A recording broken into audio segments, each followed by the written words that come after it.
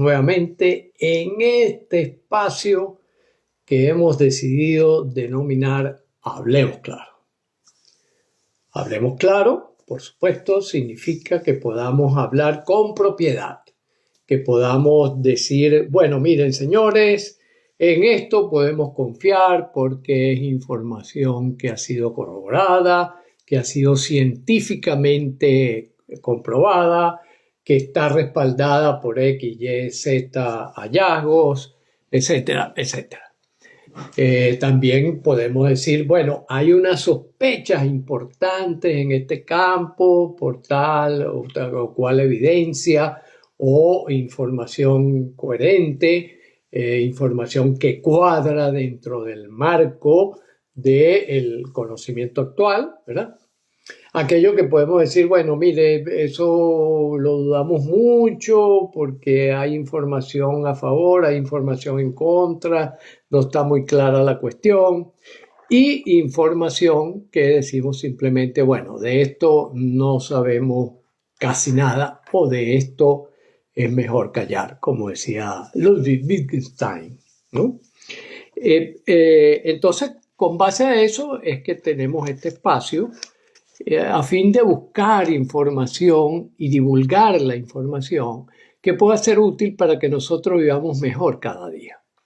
En esa búsqueda es que hemos estado trabajando durante mucho tiempo y en base a esa búsqueda es que hemos ido sintetizando nuestros hallazgos y nuestras recopilaciones de información dispersa por el mundo en lo que denominamos el modelo o epistemología neurocódex, que son las siglas de neurocodificando la experiencia humana.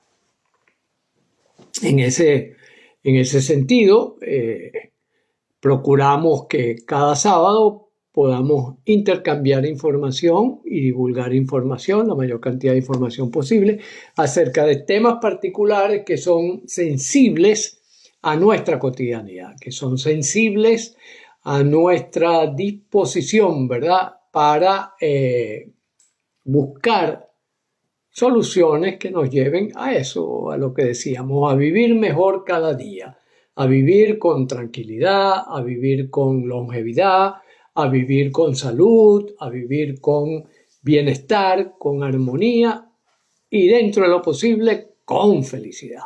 Esa es la finalidad de este espacio y que cada mes dedicamos a un tema específico.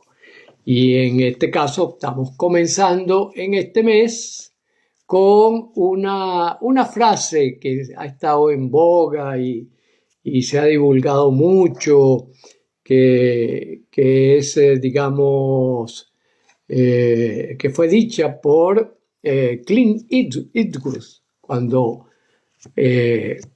alrededor de una película El Viejo o algo así, digamos que acuñó la frase, no dejes entrar al viejo. Algunos amigos viejos y otros no tan viejos me plantearon, Luis, pero ¿y eso cómo se come? En principio fue la pregunta, ¿no? ¿Cómo se come eso de que no dejes entrar al viejo? Como no dejar entrar al viejo sería morirse, ¿verdad? Porque tarde o temprano empieza la vejez. Si uno se mantiene vivo, llega un momento, una etapa de la vida en que empiezas a ponerte viejo, es decir, se nos cae el pelo, se pone blanco, uno comienza pues a fallar en algunas cosas y tal, hasta que es como una preparación para la despedida, una preparación para la muerte. Entonces yo dije, oye, es un buen tema. Es un buen tema porque tiene muchas aristas. Tiene muchas aristas que son interesantes. La primera de las aristas que a mí me gustaría comentar, y por allí podemos abrir, invito a que abramos por allí, la idea es que cada etapa de nuestras vidas, nuestra vida no es un continuo igualito, nuestra vida tiene etapas y cada etapa tiene ciertas características universales. Entonces, aquí podemos hablar con cierta seguridad, ¿verdad? ¿Por qué? Porque la seguridad que lo brinda, cuando tú descubres universales detrás de ciertos fenómenos. Es decir, en la inmensa, casi infinita variedad de la naturaleza, hay constantes, hay mecanismos, ¿verdad? Y cuando nosotros descubrimos esos mecanismos, que vemos que son universales para todos los casos, ¿verdad? Aun cuando se expresen gradientes distintos, pero cuando uno ve esos universales para todos los casos, uno entonces puede decir, aquí hay algo que podemos decir, lo tenemos aprendido. Aquí Dani dice, no dejemos entrar a la rata. Exactamente. Parte de la expresión de la rata es lo que nosotros popularmente llamamos el viejo, ¿no? Entonces, fíjense, por ejemplo, ¿qué es lo que nosotros hemos recopilado de toda esa inmensa información que hay por allí y tal, ¿no? En primer lugar, que por ejemplo, la niñez. Bueno, podríamos comenzar. El embarazo tiene una característica. Cuando estás en el embarazo, tú estás 100% dependiendo de lo que ocurre en el cuerpo de la madre. Así de fácil. 100% dependiente. Y eso también ocurre durante una larga etapa de nuestra vida. Una larga etapa, quiero decir, por lo menos hasta los 3, 4 años, somos 100% dependientes de las decisiones de adultos que estén con nosotros, ¿no? Y así, cada etapa, entonces, por lo tanto, tiene como una función específica. En esa búsqueda de universales, nosotros elaboramos una especie de esquema, ¿verdad? Una especie de esquema que nos sirva para tener una guía clara de cómo proceder en cada caso. Entonces, por ejemplo, nosotros tenemos un esquema para la infancia. Decimos, la infancia es para aprender a vivir, a sobrevivir. Eso es la infancia. Aprender a sobrevivir. ¿Cuál es la labor de los padres, por lo tanto? Bueno, acompañar, apoyar y ayudar y orientar a esos niños en ese aprendizaje de sobrevivir. Aprender a comer, aprender a caminar, aprender a hablar, aprender a relacionarse básicamente, aprender a orientarse en el tiempo y en el espacio. Todas esas cosas, ¿por qué? Porque la especie humana tiene la característica de que necesita aprender casi todo. Casi nada viene en el paquete originario, sino que nosotros tenemos la capacidad para aprenderlo. Entonces necesitamos aprenderlo. Eso es la infancia. Después tenemos que aprender a convivir, relacionarnos con los otros, relacionarnos, compartir con los demás. Aprovecho aquí para hacer un pequeño break y saludar a los amigos que se van incorporando por aquí, como Santi, Jill, por ahí veo también a gente de neurocodificadores, ¿verdad? Un abrazo a todos, pues Marco Chininín, un abrazo a todos, bienvenidos. Entonces, fíjense, la adolescencia es ese espacio para nosotros aprender a convivir.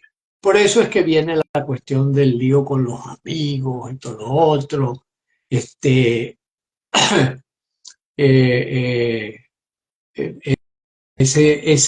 contacto con los demás, ese estar allí, pues, intercambiando con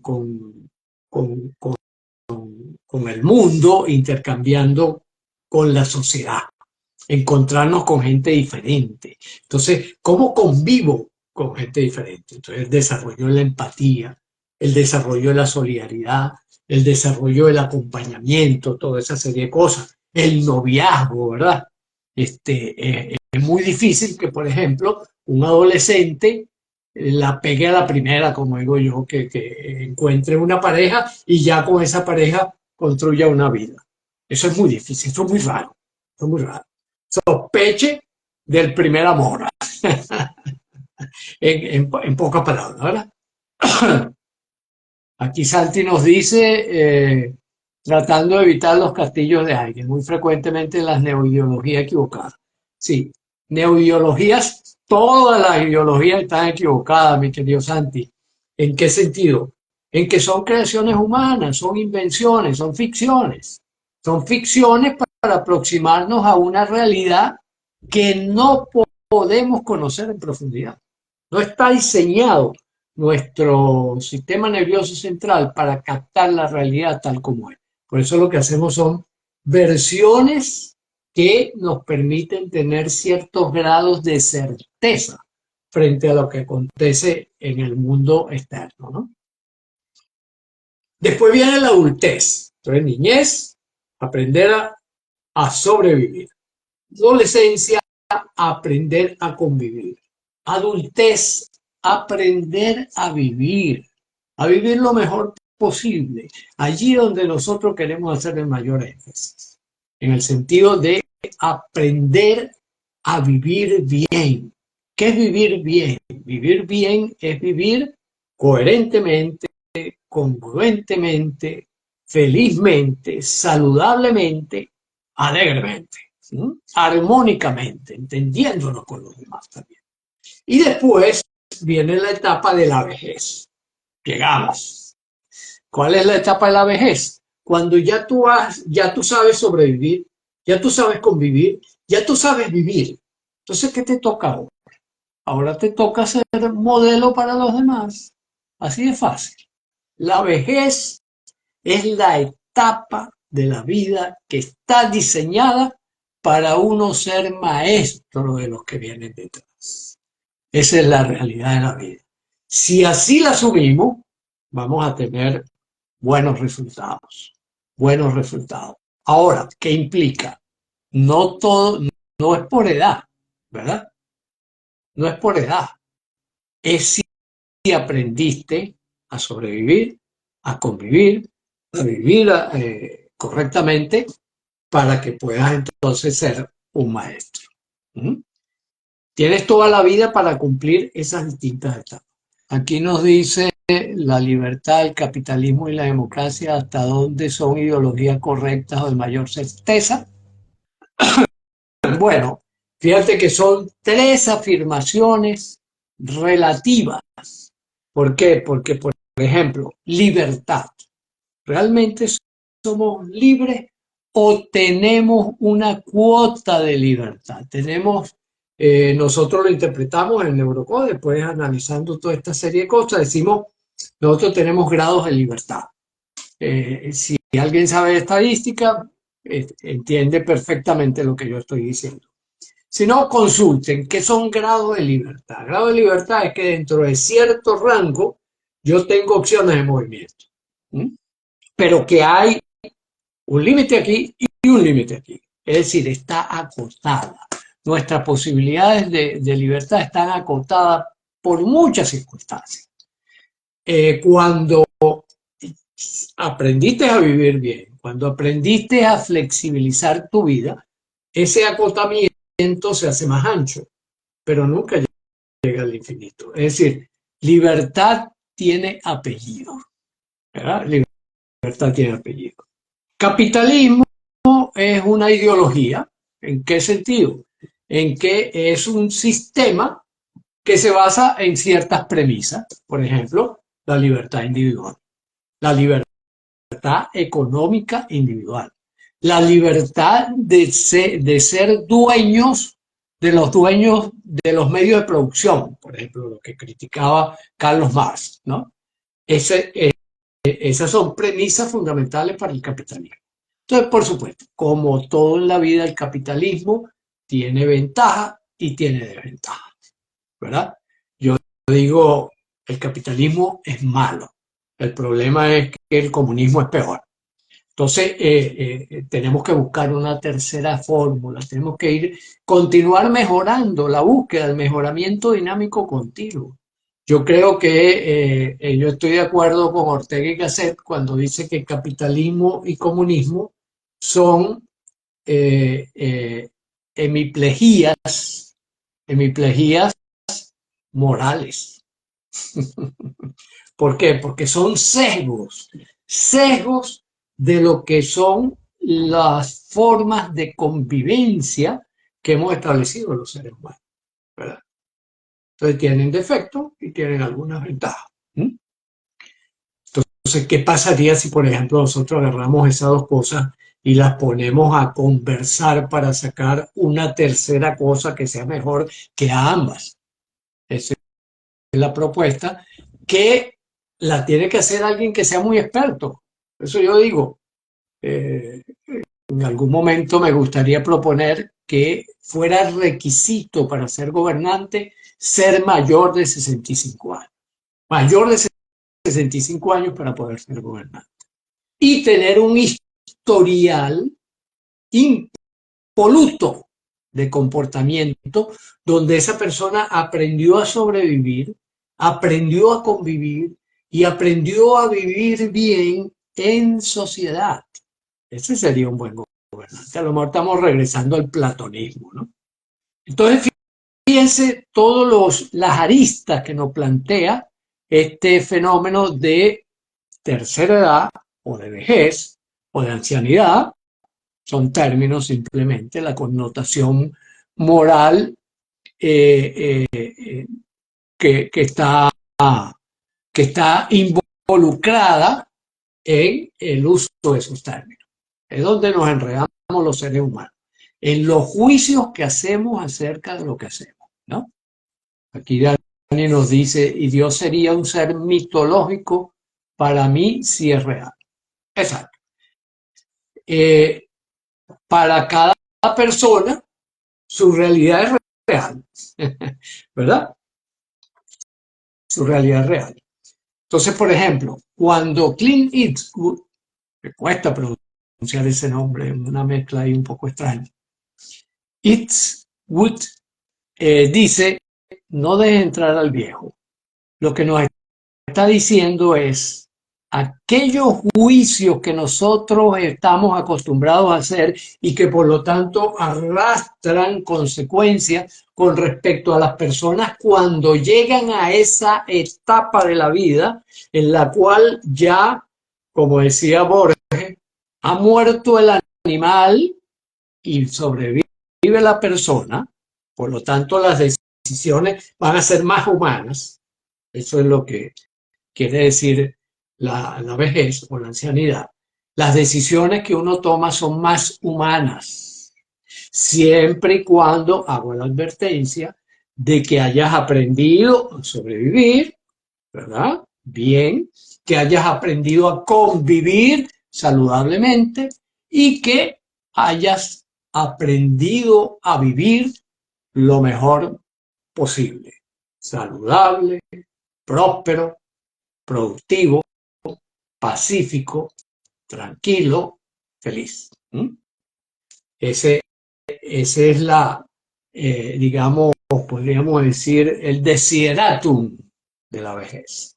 Desideratum de la vejez. Ahora fíjense, hay otro aspecto que sirve de dinamitador de este concepto de vejez que estoy manejando. Que es algo que recogió muy bien Agustín Laje en una entrevista que le vi, donde él decía, el problema es histórico y relacionado con la industrialización, o sea, relacionado con lo que nos guía a nosotros, con lo que nos orienta, que es la tecnología. Cuando la tecnología requería meditación y experiencia, el viejo era el personaje más querido en la tribu, podríamos decir, antes de la era industrial, ¿verdad? Era interesante, el que razonaba, el que pensaba, el que tenía experiencia en cosas que se repetían y había vivido mucho, era la persona que tenía la mejor información a disposición. Por lo tanto, los viejos eran queridos, los abuelos eran respetados, eran escuchados. La familia se reunía a escuchar al más viejo y el más viejo daba consejos que funcionaban. Llega la era industrial y lo que se reclama, la tecnología, ¿qué es lo que reclama? Fuerza física, ¿verdad? Clavar los durmientes de un ferrocarril, cargar pesos para montarlos en un barco o en un camión o algo de eso. Por lo tanto, el poder es desplazado del viejo, que ya no puede hacer esas cosas, ¿verdad? Hacia el adulto. Y el adulto masculino. Entonces, el hombre se convierte en el centro de poder, en el que hay que escuchar, en el cual hay que aprender, del cual hay que tomar la sabiduría. Pero se continúa desarrollando la tecnología y ya la tecnología se vincula íntimamente con la investigación como tal, con la investigación científica. Estamos ya en los años 40, 50, 60 del siglo pasado y por lo tanto los jóvenes universitarios, pensantes, muy activos, muy curiosos, pasan a tomar el control, el poder social. Por lo tanto, ya el hombre adulto, trabajador, esforzador, fuerte físicamente, es desplazado por estos nuevos, me acuerdo que un nombre que se utilizaba mucho eran los yuppies, el yuppie, un tipo de 25, 35 años, que era el que tenía el control de la información y por lo tanto el poder social y el poder familiar. Entonces se desplaza. Entonces ya el hombre más avanzado va quedando fuera. Y cuando se desarrolla la industria de la computación, la industria del el conocimiento tecnológico, pues los jóvenes, los más pequeños, se van adelante porque para ellos es, bueno, lo normal. Para ellos es lo normal. Era como para nosotros ir a la escuela. ¿Verdad? Ir a la escuela, la pipa papel y ta, ta, ta, ta, ta. Entonces, como la era digital se adueña de los espacios, hasta el punto de que hoy en día, por ejemplo, el espacio virtual es más importante que el espacio real para las relaciones sociales, para la sobrevivencia misma, va bajando, el poder se va bajando, se le va entregando a los adolescentes.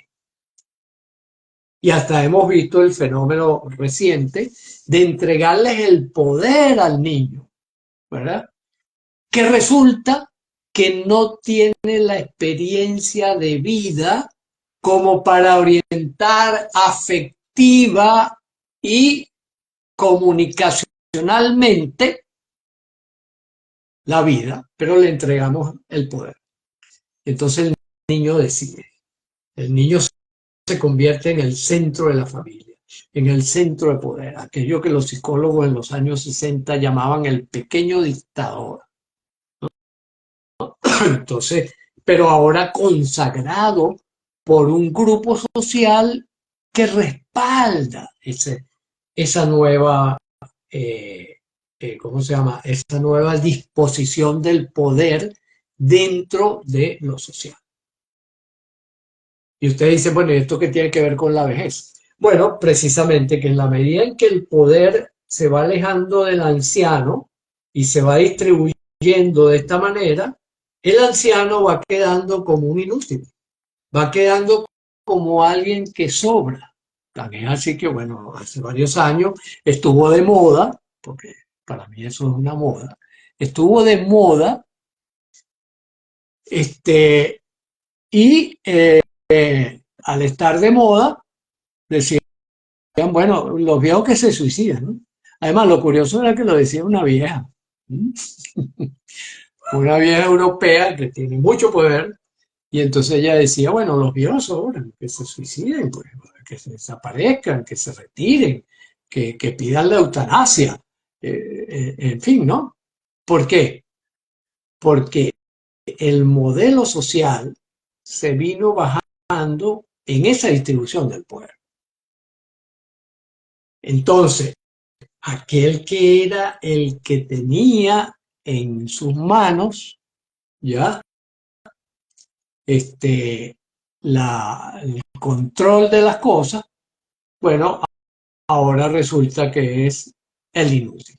Y nos damos cuenta tarde de que eso es un grave error. Antón Raz y 2 personas más enviaron una solicitud. Sí, bueno, ya yo le di aquí al botón, pero no sé qué más tengo que hacer. Aquí puse transmitir con neurocodificadores y transmitir con, hay uno más, transmitir con Anto Grassi. Ahí está, ahí le di, no sé qué más tengo que hacer, si tengo que hacer algo más, por favor díganmelo, ¿no? Entonces, la idea, porque la idea es que participen, ok, aquí está alguien entrando, ¿quién es aquí? ¿Quién está aquí? Hay alguien ahí, pero la entrada del viejo también tiene que ver mucho con la alimentación y la pesa de cada uno. Por supuesto, ya vamos a ir desarrollando, por eso le decía, esto tiene muchas aristas. Estoy haciendo como la presentación inicial, como el marco a partir del cual podemos entonces analizar cuáles son las posibilidades que tengo yo, por ejemplo, de que no entre al viejo. ¿Y qué es lo que significa? Que no entre el viejo va a significar entonces para nosotros durante este mes que yo no voy a aceptar así nomás que me echen por un lado. Y que voy a trabajar activamente para estar activo. Y que voy a hacer cosas para estar pensando, sintiendo y haciendo cosas para contribuir al desarrollo social dentro del marco de posibilidades reales que yo tenga. Eso es lo que en principio podemos decir que es no voy a dejar entrar al viejo. Y les tengo aquí varias noticias interesantes. La primera noticia interesante es que ya existe la medicina, una especialidad de la medicina. Yo no estoy muy de acuerdo con las especialidades como están distribuidas, pero bueno, eso ya es tema de otro costal. Pero medicina anti-envejecimiento, medicina rejuvenecedora, que son aportes reales que nos brindan la posibilidad de revertir los procesos que puedan haber venido ocurriendo gracias a que conocemos mucho más acerca de lo que ocurre. Aquí ajá, aquí dice Igualida, antes el ser humano duraba muchos años por la alimentación sana que tenían, pero eso cambió y dicen que en un futuro no se llegará hasta los 60 años. Bueno, Igualida, no, eso no es cierto, eso no es cierto, eso es un mito. Eso es un mito porque en general, por ejemplo, antes los seres humanos teníamos muchísimas cosas que ignoramos que acortaban la vida, que acortaban la vida. De hecho, por ejemplo, hay estadísticas serias de que para 1850 la expectativa de vida estaba en 36 años. 36 años era la expectativa de vida. Por supuesto, muchas enfermedades infecciosas, muchas guerras, muertos por heridos de guerra, por cualquier cosa. Fíjate, únicamente para poner un pequeño ejemplo. En la Primera Guerra Mundial murieron aproximadamente 6 millones de personas por heridas durante la guerra. En la Segunda Guerra Mundial, los que hubiesen muerto se salvaron gracias a la presencia de la penicilina. Se podrá imaginar lo que es una herida de guerra. Tú estás metido en un barrial, en una cosa, te dan un tiro, entonces eso se infecta. Entonces es una complicación muy sencilla de obtener en medio de una guerra. Y gracias a la aparición de la penicilina, descubrimiento científico, se salvaron unos 6 millones de personas aproximadamente, lo cual ha hecho que la expectativa de vida venga subiendo y siga subiendo, siga subiendo. Hoy día en Japón la expectativa de vida roza los 92, 94. Eso no había ocurrido nunca antes, desde que tenemos estadísticas. Porque antes, por ejemplo, hay libros como la Biblia que hablan de personas que vivían muchísimos años y tal, pero no tenemos constancia de que eso sea verdad. ¿Ya?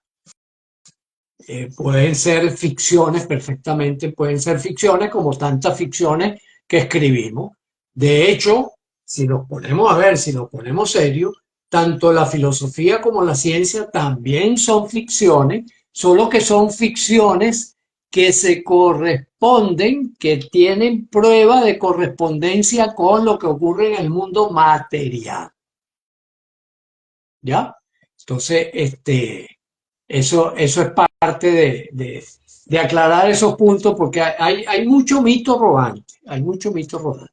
Por ejemplo, ¿qué es lo que ocurre? Se estima, por fisiología, que nuestro cuerpo, así como el cuerpo de la tortuga está diseñado para durar unos 300 años, el cuerpo de una libélula está diseñado para durar 48 horas, el cuerpo humano está diseñado para durar alrededor de 120 años.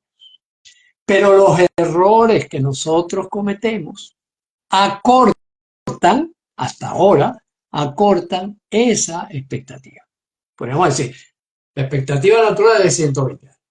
Pero comemos mal, cometemos errores, pasamos por dolores, pasamos por sufrimientos, un montón de cosas que lo que hacen es acortarnos nuestra posibilidad de durar más. Estos nuevos desarrollos, tales como la medicina antienvejecimiento o la medicina de rejuvenecimiento, simplemente lo que están es identificando esos factores, determinando qué los produce y buscando cómo podemos recuperar ese carácter de expresión que tiene el organismo para durar 120 años. Entonces, por ejemplo, los procesos de rejuvenecimiento, entre los cuales yo he estado aplicando medidas de rejuvenecimiento en mi propio cuerpo, ¿verdad? Y de alguna manera, por ejemplo, muchas personas que me conocen de hace muchos años dicen, wow, pero de verdad que tú has echado el reloj para atrás. ¿Ya? De esas medidas vamos a estar hablando durante este mes, ¿no? Fíjense, para, para sintetizar lo que les estoy diciendo y para cerrar el día de hoy, ¿verdad? Nosotros, en nuestro equipo de investigación, innovación, docencia y desarrollo de Neurocodex, utilizamos este recurso mnemotécnico, que es una propuesta de investigación, que es lo que llamamos el game o game, juego de la vida. Es la interacción entre los componentes genéticos, ambientales, mentales, estrés y espíritu que se va a producir el resultado que nosotros vamos a tener de cuánto y cómo vivimos. Genes, ambiente, mente, estrés, espíritu. ¿Ya? Esa interacción es la que va a hacer que tengamos un resultado o tengamos otro. Por eso cuando me preguntaron estos amigos que me invitaron a que comentara estas palabras de me decían que cuando, me preguntaban, y Luis, ¿cuándo empieza el proceso de envejecimiento? Es decir, dentro de esa escala que tú hablas, niñez, adolescencia, adultez joven, adultez mayor, vejez, senescencia, muerte, ¿cuándo empieza el proceso de envejecimiento? Y aquí les voy a decir la respuesta para que en los próximos sábados también estén presentes jóvenes, adultos medios, etcétera, etcétera. Yo les decía, ¿cuándo empieza tu vejez y mi vejez? Cuando papá y mamá se enamoraron. Cuando papá y mamá se enamoraron, allí empezó mi proceso de envejecimiento. ¿Por qué? Porque la carga genética que nosotros recibimos, la carga genética que nosotros recibimos es el factor que va a tomar la decisión de para dónde voy a orientar mi respuesta. Claro, esos genes van a estar interactuando en forma permanente con lo que está ocurriendo en el ambiente que influye sobre el desarrollo de ese código genético. Fíjense que es una visión integradora, es una visión distinta de lo que clásicamente hacíamos por ser demasiado aristotélicos, en el sentido de que cada cosa es cada cosa. No, señor. Una cosa es una cosa en función de sus relaciones, tal como lo dice el Tao. Eso está escrito en el Tao desde hace miles de años, ¿no? Ellos se dieron cuenta. Ellos se dieron cuenta que la vida es movimiento, que la vida es interacción, que la vida son transformación. Y que por lo tanto yo puedo modificar esa expresión genética. ¿Mm? ¿Ya? La puedo modificar hasta cierto punto. Y de hecho hay en genética, y es parte de la complejidad de estas cosas, donde uno no puede hacer afirmaciones contundentes a no ser que conecte información, complejidad, que es el hecho de que hay el concepto de penetrancia. Es decir, hay genes que son tan fuertes y tercos que desde que uno se está formando ya hay problemas, ¿verdad?